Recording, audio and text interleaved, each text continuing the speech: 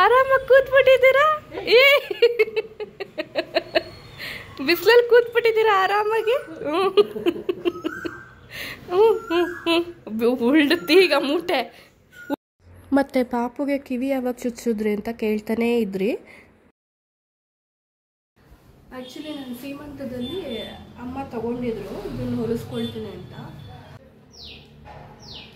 Usually ನಾನು ಇದರಲ್ಲಿ ಅವಳಿಗೆ ನೈಲ್ಸ್ ಎಲ್ಲ ಕಟ್ ಮಾಡೋದು. Hello, welcome back to my channel Manasa hello Kannada channel.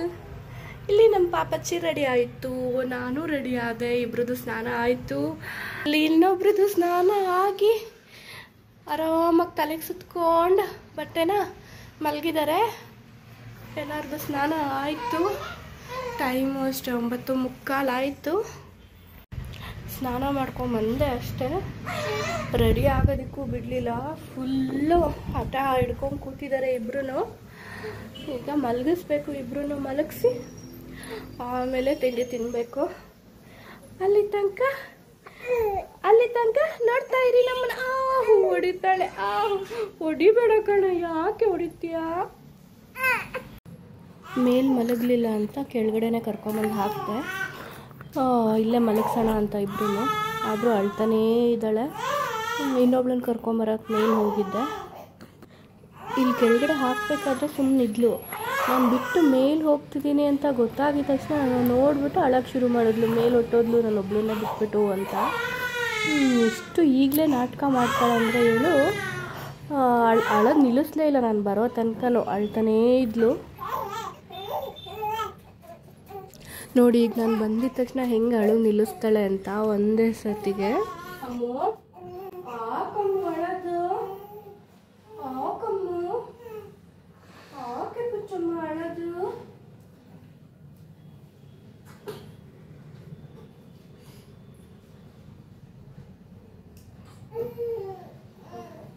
ಇಲ್ಲಮ್ಮ ಹೆಸರು ತಿಂತಾಳೆ. ಇಲ್ಲಮ್ಮ. ಏನಾಯ್ತಪ್ಪ ಬರೀ ಏನಾಯ್ತು? ಬಾ ಬಾ.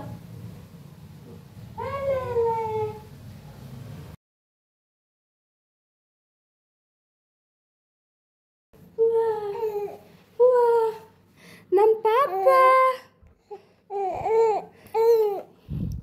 ಅಳುತ್ತಪ್ಪ, ನಮ್ಮ ಪಾಪ.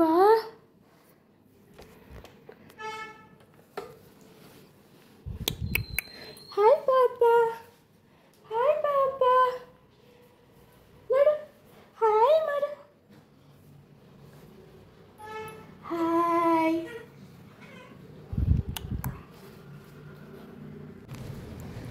ಇವಳು ಅಳ್ತಾ ಇದ್ಲು ಅಂತ ಮೊದಲು ಇವಳನ್ನ ಮಲಗಿಸೋಣ ಅಂತ ಎತ್ಕೊಂಡು ಓಡಾಡ್ತಾ ಇದ್ದೀನಿ. ಈ ಥರದ್ದು ಅಲ್ಲಾಡಿಸ್ತಾ ಇದ್ದರೆ ಬೇಗ ಮಲ್ಕೊಳ್ತಾಳೆ.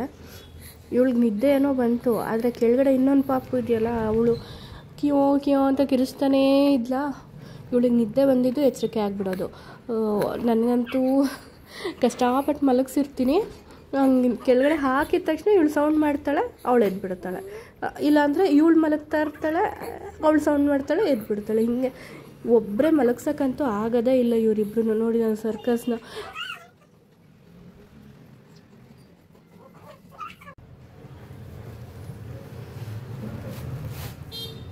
ಒಂದೆರಡು ಸೀರೆಗಳಿದೆ, ಅದನ್ನು ಬ್ಲೌಸ್ನ ಹೊಲಿಯೋಕ್ಕೆ ಕೊಟ್ಟು ಬರೋಣ ಅಂತ ಯೋಚನೆ ಮಾಡ್ತಾ ಇದ್ದೀನಿ.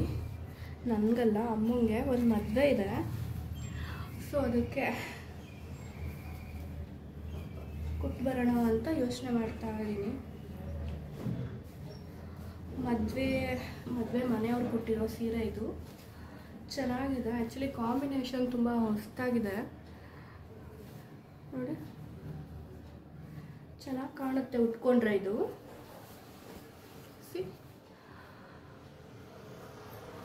ಎಷ್ಟು ಬೆಳ್ತೋ ಹೊಡಿದ್ದೀನಿ.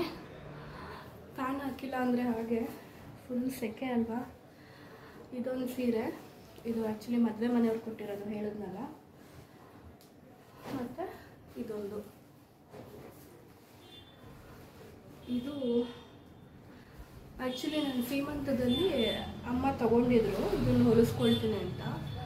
ಆಮೇಲೆ ಇನ್ನೊಂದು ಸೀರೆ ತೊಗೊಂಡ್ರು, ಅದನ್ನು ಹೊಲಿಸ್ಕೊಂಡ್ರು, ಇದನ್ನು ಹೊಲಿಸ್ಕೊಳ್ದೆ ಹಾಗೆ ಇಟ್ಕೊಂಡಿದ್ದಾರೆ.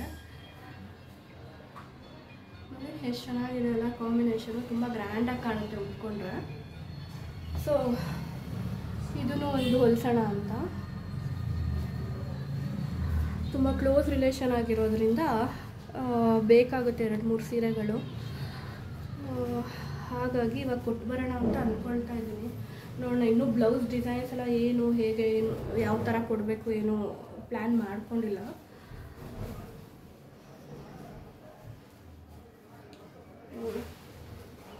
ಯಾವ ಥರ ಇದೆ ಅಂತ ಫಸ್ಟ್ ನೋಡೋಣ.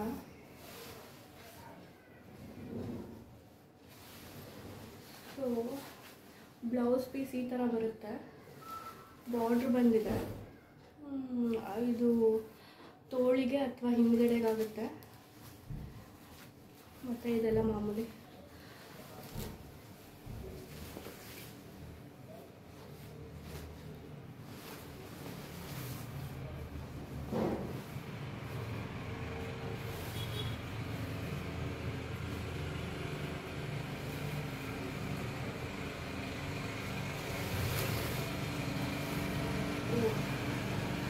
ಇದು ಸೀರೆ ಅಳತೆ ನೋಡಿದ್ರೆ, ಈ ಸೀರೆ ಅಳತೆ ನೋಡಿದ್ರೆ ಯಾಕೋ ಆಗಲ್ಲ ಅಂತ ಅನ್ನಿಸ್ತಾ ಇದೆ. ನಾನು ದಪ್ಪ ಇದ್ದೀನಿ, ಅಮ್ಮನೂ ದಪ್ಪ ಇರೋದ್ರಿಂದ ಈ ಬ್ಲೌಸ್ ಪೀಸ್ ಕಟ್ ಮಾಡಿಸ್ಬಿಟ್ರೆ ಇನ್ನೂ ಚಿಕ್ಕದಾಗಿ ಹೋಗುತ್ತೆ. ಸೊ ಒಳಗಡೆ ಒಂದು ಪೀಸ್ ಇಡಿಸ್ಲೇಬೇಕು, ಮತ್ತು ಅದನ್ನು ಮೆಟೀರಿಯಲ್ ತೊಗೊಂಡು ಅದನ್ನು ಕೊಡಬೇಕು ಸ್ಟಿಚ್ಚಿಗೆ. ನೋಡೋಣ, ಇದೊಂದು ಆಗಲೇ ತೋರಿಸ್ದಂಗೆ ಇದು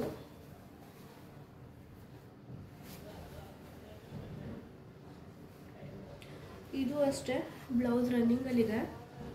ಇದಕ್ಕೆ ಬಾರ್ಡ್ರ್ ಏನೂ ಇಲ್ಲ, ಪ್ಲೈನ್ ಬ್ಲೌಸು, ಮಧ್ಯೆ ಒಂದು ಬುಟ್ಟ ಥರ ಇದೆ ಅಷ್ಟೇ. ಇದಕ್ಕೂ ವರ್ಕ್ ಮಾಡಿಸ್ಬೇಕು, ವರ್ಕ್ ಮಾಡಿಸಿದ್ರೆ ಚೆನ್ನಾಗಿ ಕಾಣುತ್ತೆ. ನೋಡೋಣ, ಇದನ್ನು ಕೊಟ್ಟು ಅದನ್ನು ಕೊಟ್ಟು ಬರೋಣ. ಇನ್ನೂ ಒಂದು 10 ಡೇಸ್ ಇದೆ ಮದುವೆಗೆ, ಅಷ್ಟರೊಳಗೆ ರೆಡಿ ಮಾಡಿಕೊಡ್ತಾರೆ. ಇದು ಅಷ್ಟೇ ಸಾಕಾಗಲ್ಲ, ಒಳಗಡೆಗೆ ಬಟ್ಟೆ ಕೊಡಿಸ್ಲೇಬೇಕು. ಅಳತೆಗಿದ್ದು ಯಾವುದೋ ಕೊಟ್ಟಿದ್ದಾರೆ, ಬ್ಲೌಸ್ ಪಕ್ಕ ಆಗುತ್ತೆ ಅಂತ ಹೇಳಿದ್ದಾರೆ. ನೋಡಿ, ಇದು ಕಾಂಬಿನೇಷನ್ ತುಂಬ ಚೆನ್ನಾಗಿದೆ. ನೋಡಿ, ಇಲ್ಲಿ ಸಿಂಪಲ್ಲಾಗಿ ಹೊಲಿಸಿದ್ದಾರೆ, ಡಿಸೈನ್ ಎಷ್ಟು ಚೆನ್ನಾಗಿ ಕಾಣುತ್ತೆ. ಇದು ಉಟ್ಕೊಂಡ್ರೆ ಇನ್ನೂ ಚೆನ್ನಾಗಿ ಕಾಣುತ್ತೆ. ಇದಾಗುತ್ತೆ ಅಂತ ಹೇಳಿದ್ದಾರೆ. ಸೊ ಇದನ್ನೇ ಅಳತೆ ಕೊಟ್ಬಿಟ್ಟು ಒಂದೆರಡು ಡಿಸೈನ್ ಈಗಲೇ ಇಲ್ಲೇ ಯೋಚನೆ ಮಾಡಿಟ್ಕೊಂಡು ಅಲ್ಲಿಗೆ ಹೋಗಿ ಕೊಟ್ಬಿಟ್ಟು ಬರೋಣ. ಓಕೆನಾ?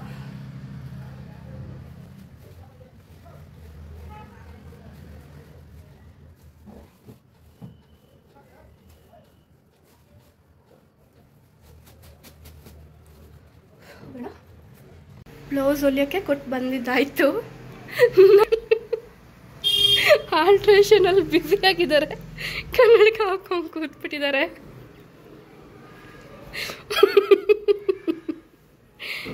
ಏನು ಮಾಡ್ತಾ ಇದ್ದೀರಾ, ಸ್ವಲ್ಪ ಎಕ್ಸ್ಪ್ಲೈನ್ ಮಾಡಿ. ಬ್ಲೌಸ್ ಎಲ್ಲ ಸ್ವಲ್ಪ ಟೈಟ್ ಆಗಿದ್ದಾವೆ. ಹಾಂ, ಇದೇನು ಇದು ಕನ್ನಡಕ ಬಂದಿದೆ? ಸ್ವಲ್ಪ ಕಾಣಲ್ಲ. ಯಾವ ಮಂಜು? ಮಂಜು. ಓಕೆ, ಅದಕ್ಕೆ ಆಚೆ ಕೂತ್ಬಿಟ್ಟಿದ್ದೀರಾ. ಆಚೆ ಗಾಳಿ ತಗೊಳ್ತಾ ಆರಾಮಾಗಿ ಬನ್ನಿ, ಒಳಗೆ ಹೋಗೋಣ. ನೋಡಿ, ಇಲ್ಲಿ ಪಾಪುಗಳು ಮಲಗಿಬಿಟ್ಟಿದ್ದಾವೆ ಆರಾಮಾಗಿ. ಫಸ್ಟು ಈಗ ನಮ್ಮ ಪುಟ್ಟಿಗೊಂದು ಕೆಲಸ ಮಾಡಬೇಕು. ಏನು ಗೊತ್ತಾ, ನೋಡಿ ಇಲ್ಲಿ ಎಷ್ಟೆಷ್ಟು ಉದ್ದ ಬಂದಿದೆ ಉಗುರುಗಳು, ಕಾಣ್ತಿದ್ಯಾ? ಇದರಲ್ಲಿ ಒಂದೊಂದು ಸತಿ ಕುರುಪಾಗ್ತಾಳೆ ನನಗೆ, ಫುಲ್ಲು ಬ್ಲಡ್ ಬರೋಂಗೆ ಕುರುಪಾಗ್ತಾಳೆ. ಅವಳು ಇಲ್ಲೆಲ್ಲ ಹಾಕ್ಕೊಂಡಿದ್ದಾಳೆ, ಸೈಡಲ್ಲಿ ಎಲ್ಲ ಕಮ್ಮಿ ಆಗಿದೆ. ಫಸ್ಟು ಕೆಲಸ ಮಾಡೋಣ, ಓಕೆನಾ? ಯೂಶಲಿ ನಾನು ಇದರಲ್ಲಿ ಅವಳಿಗೆ ನೈಲ್ಸ್ ಎಲ್ಲ ಕಟ್ ಮಾಡೋದು. ನೈಲ್ ಟ್ರಿಮ್ಮರ್ ಇದೆ, ಪಾಪುಗಳಿಗೆ ಇಬ್ರಿಗೂ ಅಷ್ಟೇ ಹುಟ್ಟಾಗಿಂದನೇ ತುಂಬ ಉದ್ದುದ್ದ ಉಗುರುಗಳಿದ್ವು. ಸೊ ಅವಾಗಿಂದನೇ ಇದನ್ನೇ ಯೂಸ್ ಮಾಡ್ತಿರೋದು. ಚೆನ್ನಾಗಿ ಬಾಳಿಕೆ ಬರ್ತಿದೆ. ವೀಕ್ಲಿ ಒಂದ್ಸಂತೂ ಕಟ್ ಮಾಡಲೇಬೇಕು, ಅಷ್ಟೊಂದು ಗ್ರೋತ್ ಆಗ್ತಾನೆ ಇರುತ್ತೆ. ಸೊ ಇದರಲ್ಲೇ ಕಟ್ ಮಾಡೋಣ. ಇವಾಗ ಕಟ್ಟಲ್ಲ, ಟ್ರಿಮ್ ಮಾಡೋಣ.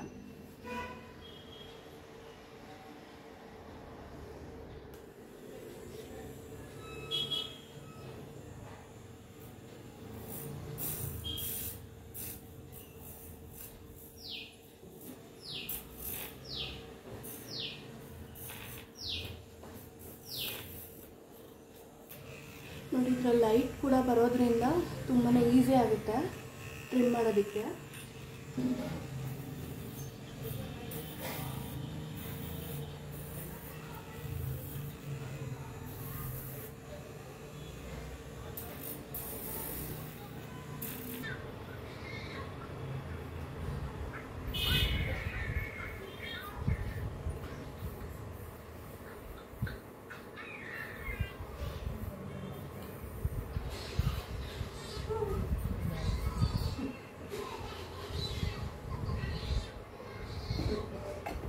ಕಂಪ್ಲೀಟ್ ಆಯಿತು. ಇನ್ನೂ ಹಂಗೆ ಮಲಗಿದ್ದಾಳೆ. ಏನು ಡಿಸ್ಟರ್ಬ್ ಆಗ್ದಂಗೆ ಆರಾಮಾಗಿ ಮಾಡ್ಬೋದು. ಇದರಲ್ಲಿ ಒಂದು 5 to 10 minutes ಆಗುತ್ತೆ ಅಷ್ಟೇ.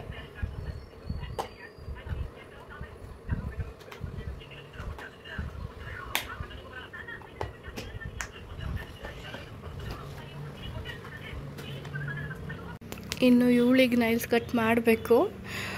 ನಿದ್ದೆ ಮಾಡ್ತಿದ್ದಾಳಲ್ಲ, ಇವಳು ಫಸ್ಟ್ ಮುಗಿಸಿ ಅವಳಿಗೆ ಹೋಗೋಣ ಅಂದ್ಕೊಳ್ಳೋ ಅಷ್ಟೊತ್ತಿಗೆ ಎದ್ಬಿಟ್ಟು ಆಟ ಆಡ್ಕೊಂಡು ಕೂತಿದ್ದಾಳೆ. ಇವಾಗ ಆಗಲ್ಲ ಇವಳಿಗೆ, ಎದ್ದಾಗ ಮಾಡೋದಕ್ಕಾಗಲ್ಲ. ಯೂಶ್ವಲಿ ಕೈ ಎಲ್ಲಾಡಿಸ್ತಾ ಇರ್ತಾರಲ್ಲ, ಹಾಗಾಗಿ. ಸೊ ಇವಳು ಮಲಗೋ ತನಕ ಕಾಯಬೇಕು. ಮಲಗಿದ್ಮೇಲೆ ಮತ್ತೆ ಶುರು ಮಾಡಬೇಕು ಕೆಲಸನ. ಮತ್ತು ಪಾಪುಗೆ ಕಿವಿ ಯಾವಾಗ ಚುಚ್ಚಿದ್ರಿ ಅಂತ ತುಂಬ ಜನ ಕೇಳ್ತಾಯಿದ್ರಿ. ಮೊನ್ನೆ ಬಸವ ಜಯಂತಿ ದಿನ ಅಕ್ಷಯ ತೃತೀಯ ಇತ್ತಲ್ಲ, ಆವತ್ತು ಕಿವಿ ಚುಚ್ಚಿಸಿದ್ವಿ. ಈ ಥರ ಸಿಂಪಲಾಗಿ ಒಂದು ಡಿಸೈನ್ನ ತೊಗೊಂಡು ಹಾಕಿದ್ದೀವಿ. ಇಬ್ರಿಗೂ ಒಂದೇ ಥರ ಇದೆ ಡಿಸೈನು. ಇದು 11 ಗ್ರಾಮ್ ಇದೆ. ಅವತ್ತು ಒಳ್ಳೆ ದಿನ ಅಂದ್ಬಿಟ್ಟು ಚುಚ್ಚಿಸಿದ್ದೀವಿ. ಆವತ್ತಿಂದ ಒಂದೆರಡು ವೀಡಿಯೋ ಬೈಟ್ಸ್ ಇದೆ, ಹಾಕ್ತೀನಿ, ನೋಡ್ಕೊಂಬನ್ನಿ ಯಾವ ರೀತಿ ಗಲಾಟೆ ಮಾಡ್ತಿದ್ರು ಅಂತ. ಯೂಶ್ವಲಿ ನಮ್ಮ ಕಡೆ ಎಲ್ಲ ಕೊಬ್ಬರಿಗೆ ಮೊದಲು ಕಿವಿ ಓಲೆನ ಚುಚ್ಚಿ ಅದಾದಮೇಲೆ ಅದರಿಂದನೇ ಮಕ್ಕಳಿಗೆ ಚುಚ್ಚುವಂಥ ಪದ್ಧತಿ ಇದೆ. ಈ ಥರ ಮಾಡೋದ್ರಿಂದ ಆ ಕೊಬ್ಬರಿ ಎಣ್ಣೆಲಿರೋ ಎಣ್ಣೆ ಎಲ್ಲ ನೀಟಾಗಿ ಕಿವಿಗೆ ಹೋಗುತ್ತೆ, ಯಾವುದೇ ರೀತಿ ಇನ್ಫೆಕ್ಷನ್ ಆಗಲ್ಲ ಅನ್ನೋದೊಂದು ಇದೆ ಅಷ್ಟೇ. ಹಾಗಾಗಿ ಅದೇ ಥರ ಮಾಡಿದ್ವಿ ನಾವು. ಈಗ ತಲೆ ಕರೆಕ್ಟಾಗಿ ಇಟ್ಕೊಳ್ಬೇಕು.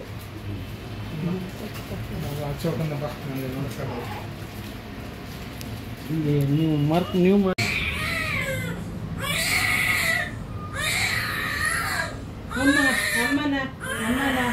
ಇದಪ್ಪ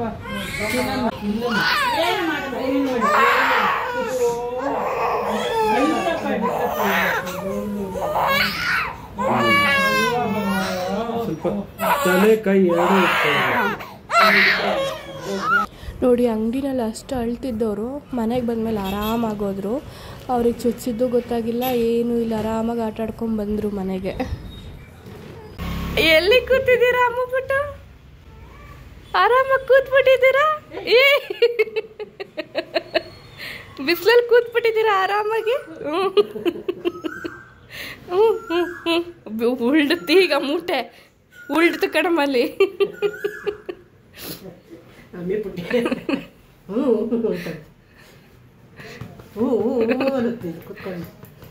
ಎಲ್ಲಿ ಪಾಪಚ್ಚಿ ಪಾಪ?